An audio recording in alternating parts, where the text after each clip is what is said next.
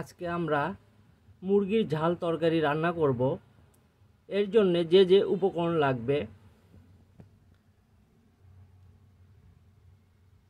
আমরা 1 কেজির মতো দেশি মুরগি নিয়েছি,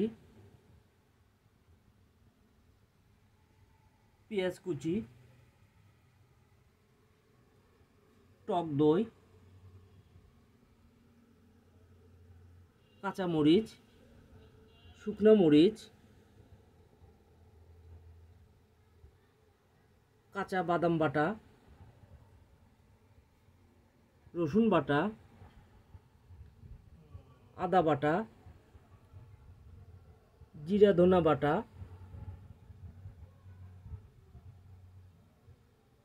কালো এলাচ, সাদা এলাচ, দারচিনি, তেজপাতা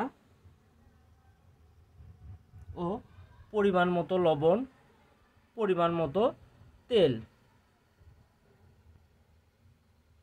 তাহলে চলুন বন্ধুরা, ভিডিওটি শুরু করা যাক।